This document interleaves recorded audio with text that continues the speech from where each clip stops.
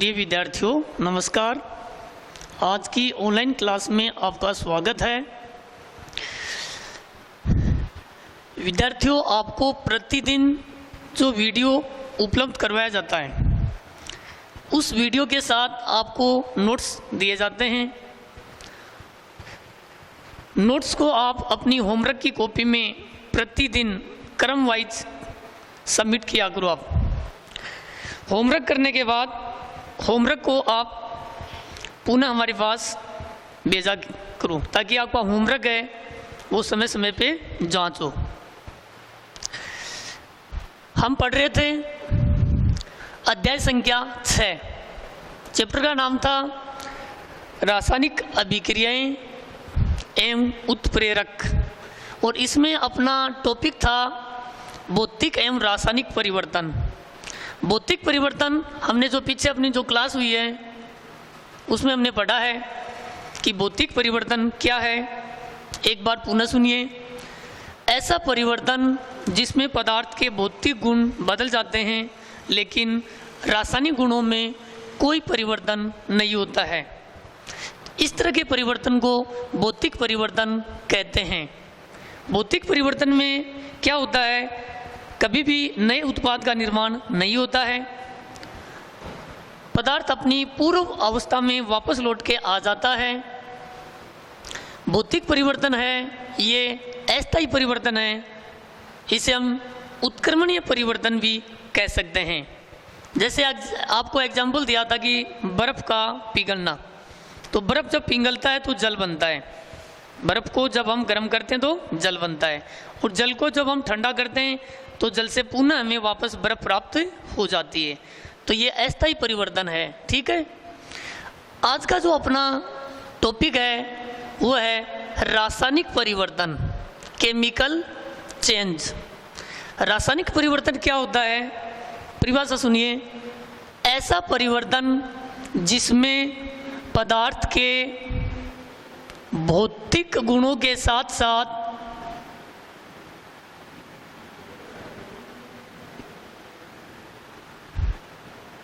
रासायनिक गुण भी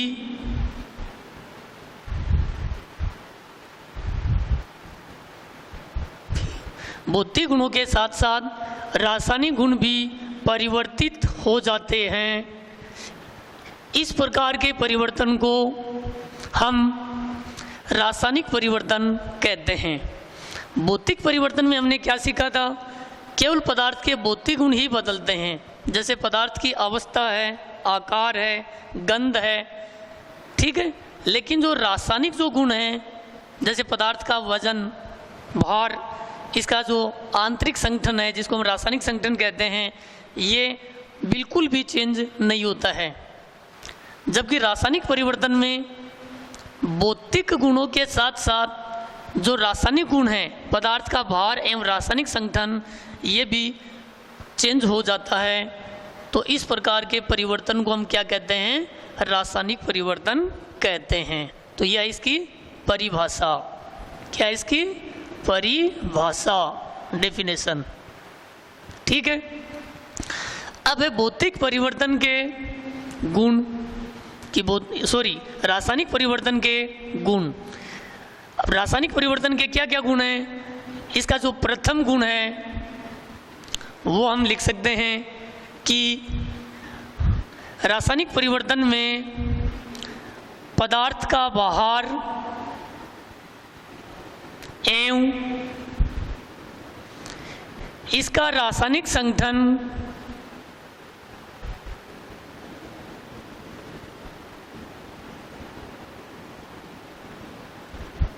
परिवर्तित हो जाता है।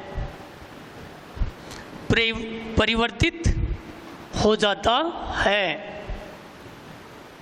मतलब बदल जाता है। दूसरा गुण है परिवर्तन का कारण हटाने पर पदार्थ अपनी पूर्व अवस्था में लौट करके नहीं आता है। तो हम लिखेंगे पदार्थ पूर्व अवस्था में, मतलब पहले वाली अवस्था में लौटकर नहीं आता है। ठीक है। तीसरा हम लिख सकते हैं कि रासायनिक परिवर्तन में नए पदार्थ मतलब नए उत्पाद का निर्माण हो जाता है, मतलब नया पदार्थ बन जाता है रासायनिक परिवर्तन में। चौथा इसका जो गुण है वो हम लिख सकते हैं कि रासायनिक जो परिवर्तन है ये स्थायी परिवर्तन है। कैसा परिवर्तन है? स्थायी परिवर्तन। ये भौतिक परिवर्तन की तरह अस्थायी नहीं है, ये स्थायी परिवर्तन है। पांचवा इसका गुण है कि रासायनिक जो परिवर्तन है ये अनुत्क्रमणीय परिवर्तन है, मतलब इसमें अनुत्क्रमणीय विक्रिया है। अनुत्क्रमणीय परिवर्तन। अनुत्क्रमणीय अभिक्रिया क्या होती है कि ऐसी अभिक्रिया जो एक ही दिशा में चल कर के 100% पूर्ण हो जाती है। तो ये जो संकेत दिया है ये अनुत्क्रमणीय परिवर्तन का है। अनुत्क्रमणीय अभिक्रिया है, इसमें क्या होता है कि अभिकारक की जो मात्रा है वो 100% उत्पाद में बदल जाती है, मतलब अभिक्रिया 100% पूर्ण हो जाती है, उत्पाद से पुनः अभिकारक प्राप्त नहीं होते हैं। ठीक है। तो रासायनिक परिवर्तन कैसा होता है? अनुत्क्रमणीय परिवर्तन है। तो ये जो आपके सामने है ये रासायनिक परिवर्तन के गुण हैं। कई बार पूछ लिया जाते हैं इनमें प्रश्न छोटा बना करके। तो एक बार पुनः सुनिए कि रासायनिक परिवर्तन में भौतिक गुणों के साथ साथ पदार्थ का भार एवं रासायनिक संगठन भी चेंज हो जाता है।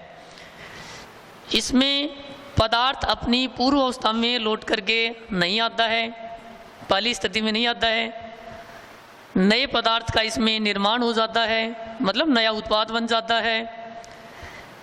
रासायनिक परिवर्तन है ये स्थायी परिवर्तन की श्रेणी में आता है। और इसका जो अंतिम गुण है वो हम लिख सकते हैं कि रासायनिक परिवर्तन है ये अनुत्क्रमणीय परिवर्तन है। तो ये है रासायनिक परिवर्तन के गुण। अब इन्हीं गुणों को हम बहुत सारे एग्जाम्पल दे करके हम इन गुणों को समझ सकते हैं। जैसे इसके क्या क्या गुण हैं ये देखिए, क्या क्या एग्जाम्पल हैं।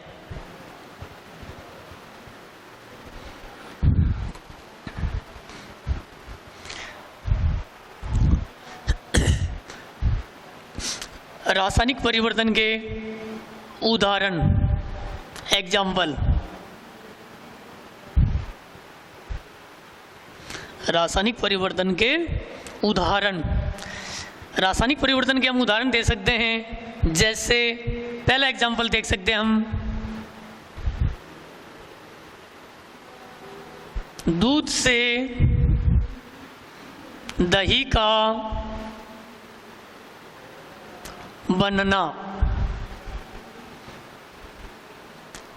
इसे यूं भी लिख सकते हैं दूध का फटना। देखो विद्यार्थियों, जब हम दूध को जमाते हैं, मतलब इसमें हम छाछ या अमल की बूंदें डालते हैं, तो दूध है वो फट जाता है और दूध के फटने से दही का निर्माण हो जाता है। ठीक है। ये दूध है और इसको जमाएंगे तो क्या बनेगा? दही। क्या हम दही से वापस दूध प्राप्त कर सकते हैं? नहीं प्राप्त कर सकते हैं। तो दही से पुनः दूध नहीं प्राप्त होता है। तो इसका मतलब यह हुआ कि ये अभिक्रिया एक ही दिशा में चल करके 100% पूर्ण हो रही है।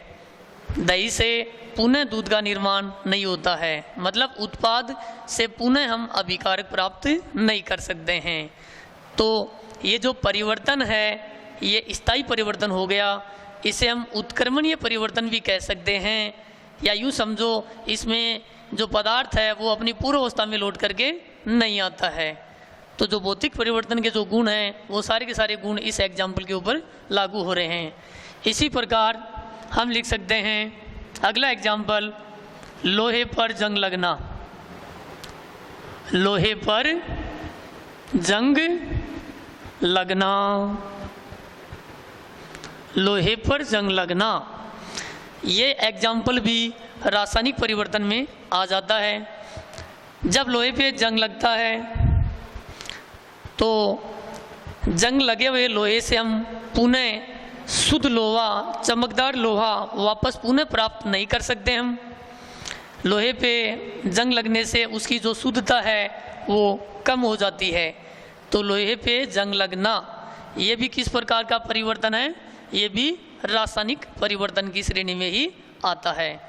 और विद्यार्थियों ध्यान रखना, लोहे पे जो जंग लगना है, ये जो अभिक्रिया है ये एक मंद वेग अभिक्रिया होती है, जिसके बारे में हम आगे बढ़ेंगे। ठीक है, तो लोहे पे जंग लगना भी रासायनिक परिवर्तन में आता है। इसी प्रकार देखिए विद्यार्थियों, हम लिख सकते हैं कागज का जलना।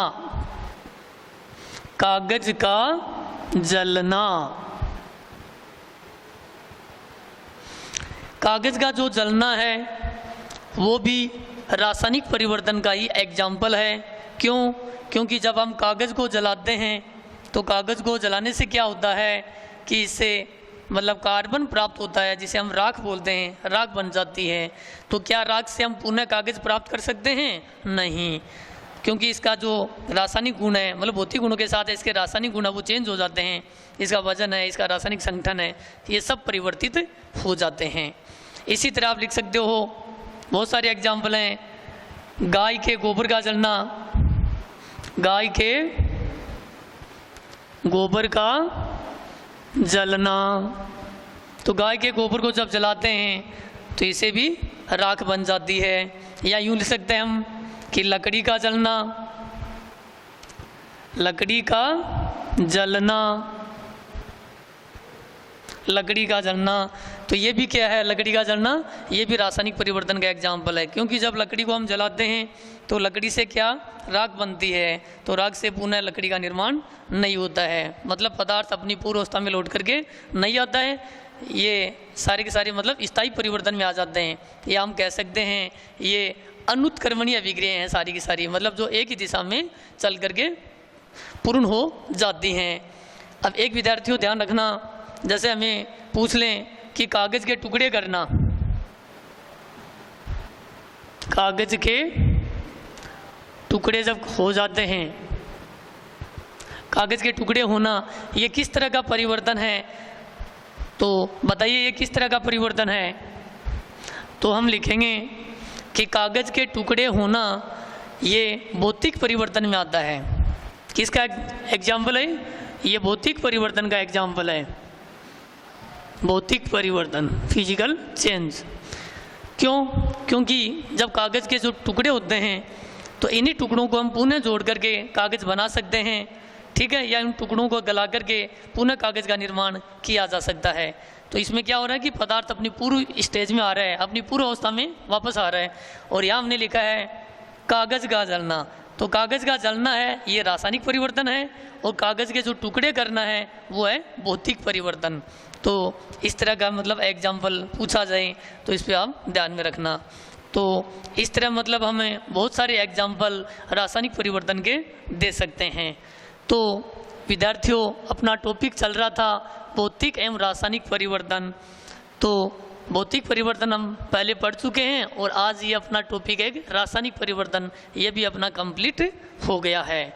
तो इन पे काफ़ी बार क्वेश्चन आ जाते हैं, या तो इनके बारे में परिभाषा ही पूछ लेते हैं या फिर इनके जो एग्जाम्पल हैं इन पे क्वेश्चन पूछ लिए जाते हैं। तो ये अपना एक टॉपिक समाप्त हो गया है भौतिक एवं रासायनिक परिवर्तन।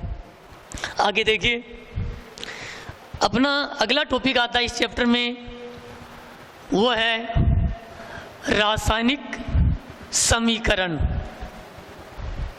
क्या? रासायनिक समीकरण, जिसको अंग्रेजी में कहते हैं केमिकल इक्वेशन। Chemical equation. तो अगला टॉपिक है रासायनिक रासायनिक समीकरण, ये अपना अगला टॉपिक है। रासायनिक समीकरण क्या होता है विद्यार्थियों, इसकी परिभाषा आपने पीछे कक्षाओं में पढ़ी भी है।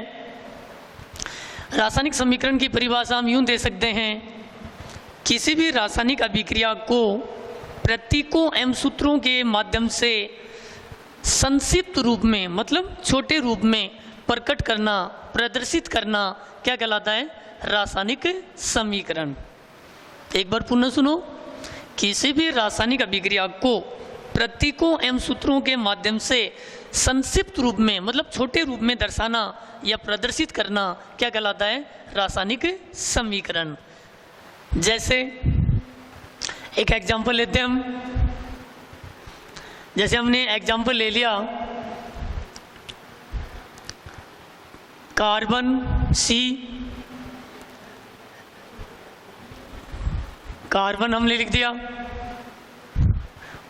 कार्बन की क्रिया हम करवाते हैं ऑक्सीजन के साथ, तो कार्बन और ऑक्सीजन ये दोनों क्रिया करके ये निर्माण करते हैं कार्बन डाई ऑक्साइड गैस बनती है, कार्बन डाई ऑक्साइड गैस बनती है। अब ये जो हमने अभिक्रिया लिखी है इसे हमने शब्दों में मतलब व्यक्त किया है, और इसी अभिक्रिया को जब हम प्रतीकों और इनके सूत्रों के द्वारा जब इसको हम लिख देंगे तो हम इसको क्या कहेंगे, रासायनिक समीकरण। जैसे कार्बन का प्रतीक होता है C, ऑक्सीजन का अणुसूत्र होता है O2, तो कार्बन ऑक्सीजन के अणु से क्रिया करके और ये आगे बनाता है CO2, carbon die oxide gas बनाता है।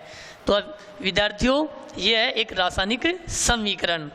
तो किसी भी रासायनिक अभिक्रिया को जब प्रतीकों एवं सूत्रों के माध्यम से संक्षिप्त रूप में, मतलब छोटे रूप में जब हम प्रदर्शित करते हैं तो ये रासायनिक समीकरण बन जाता है। यह रासायनिक समीकरण की परिभाषा। एक बात विद्यार्थियों ध्यान रखना कि जब हम कार्बनिक पदार्थों को, जैसे यहाँ कार्बन है, इसे ऑक्सीजन की जब हम सीमित मात्रा में इसका दहन करवाते हैं, मतलब जलाते हैं, सीमित मात्रा में दहन करवाएंगे, तब यहाँ बनेगी कार्बन मोनोऑक्साइड गैस।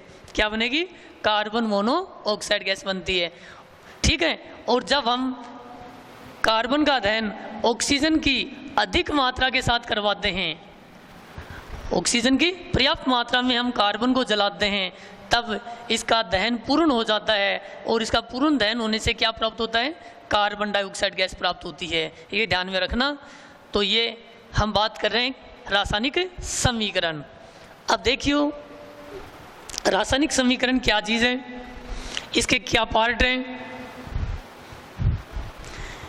एक अभिक्रिया और लिखते हैं, जैसे हम लिख लेते हैं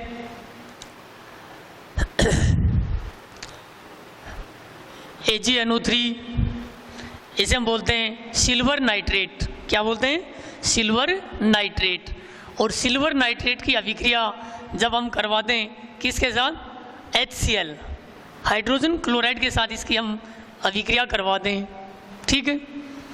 तो आगे जो नए पदार्थ बनते हैं वो क्या बनेंगे, ये जो सिल्वर है ये यहाँ से हाइड्रोजन को प्रतिस्थापित कर देता है, तो सिल्वर यहाँ चला जाएगा और सिल्वर Ag है वो क्लोराइड से क्रिया करेगा। सूत्र क्या बनेगा, देखो AgCl, सिल्वर की संयोजकता है +1 और क्लोराइड की होती है -1, तो इन दोनों से जो रासायनिक सूत्र बनेगा वो बनेगा AgCl, सिल्वर क्लोराइड। तो हम लिखेंगे AgCl प्लस, अब हाइड्रोजन है ये चला जाएगा Ag की जगह, तो जब हाइड्रोजन Ag की जगह आ जाएगा तो क्या सूत्र बनेगा, देखो ये हाइड्रोजन है और हाइड्रोजन जब यहाँ आ जाएगा तो NO3 के साथ क्रिया करेगा, नाइट्रेट के साथ क्रिया करेगा। हाइड्रोजन की संयोजकता +1 होती है, नाइट्रेट की संयोजकता -1 होती है, तो इन दोनों से सूत्र बनेगा HNO3। क्या सूत्र बनेगा, HNO3, जिसको हम नाइट्रिक अम्ल कहते हैं, तो आगे बनेगा HNO3, ठीक है। तो ये एक रासायनिक समीकरण है। अब देखिए कि रासायनिक समीकरण है, इससे मतलब लिखा कैसे जाता है, कई बार पूछ लिया जाता है रासायनिक समीकरण के लिखने की विधि के जो चरण हैं वो समझाइए। तो देखो विद्यार्थियों, रासायनिक समीकरण के दो पार्ट होते हैं। रासायनिक समीकरण में जो बाईं साइड में जो पदार्थ लिखे जाते हैं उनको हम अभिकारक कहते हैं। क्या कहते हैं? अभिकारक, या इनको हम कहते हैं क्रियाकारक। क्रियाकारक, अभिकारक आपस में क्रिया करते हैं, मतलब इसमें जो पुराने बंध है वो टूटते हैं और नए बंध बनते हैं परमाणु के बीच, और इनके क्रिया करने से जो नए पदार्थ बनते हैं जिनको हम दाईं साइड में लिखते हैं, इन्हें हम कहते हैं उत्पाद, प्रोडक्ट, उत्पाद, या इनका अन्य नाम है क्रियाफल। ठीक है, तो किसी भी रासायनिक अभिक्रिया में अभिकारक होते हैं उनको बाईं साइड में लिखा जाता है, और जो उत्पाद होते हैं उनको दाईं साइड में लिखा जाता है। अभिकारक एवं उत्पाद, इनके बीच में हम तीर का चिन्ह या बराबर का चिन्ह भी हम लिख सकते हैं। ठीक है, दूसरी बात यह विद्यार्थियों, जब किसी भी अभिक्रिया में या रासायनिक समीकरण में जब अभिकारक की संख्या एक से ज़्यादा होती है तो उनके बीच में हम प्लस का चिन्ह काम में लेते हैं। जैसे यहाँ अभिकारक दो हैं, एक सिल्वर नाइट्रेट है और एक हाइड्रोजन क्लोराइड है, तो इन दोनों के बीच में किसका चिन्ह है? प्लस का चिन्ह है। इसी प्रकार अगर अभिक्रिया में उत्पादों की संख्या भी अगर एक से ज़्यादा है, मतलब उत्पाद ज़्यादा बन रहे हैं, तो इनके बीच में भी हम किसका चिन्ह प्रयोग करेंगे? प्लस का निशान लगाएंगे। ठीक है, तो अभिक्रिया में क्रियाकारकों को बाईं साइड में और उत्पादों को लिखा जाता है दाईं साइड में। फिर अगली बात यह है कि अभिकारक और उत्पाद, फिर इनमें ये देखते हैं कि ये जो तत्व हैं इनके परमाणु की संख्या ये समान है या नहीं है। तो दोनों ओर हम तत्वों के परमाणु की संख्या को ध्यान में रखते हुए हम दोनों साइड में, मतलब अभिकारक और उत्पाद दोनों में इनके परमाणु की संख्या को हम बराबर करते हैं, समान करते हैं, जिसे हम बोलते हैं समीकरण का संतुलित होना, संतुलित समीकरण कहते हैं। ठीक है, तो विद्यार्थियों आज की क्लास में इतना ही काफ़ी है। इसका जो आगे का जो भाग है वो अपनी अगली जो क्लास होगी उसमें हम इसका अध्ययन करेंगे। आपको जो होमवर्क दिया जाता है उस होमवर्क को आप पहले अपनी नोटबुक में करते रहें, सीरियल वाइज, डेट वाइज करें, और होमवर्क करने के बाद आप होमवर्क को सबमिट कीजिए हमारे पास, ताकि आपका होमवर्क बराबर चेक होता रहे। धन्यवाद।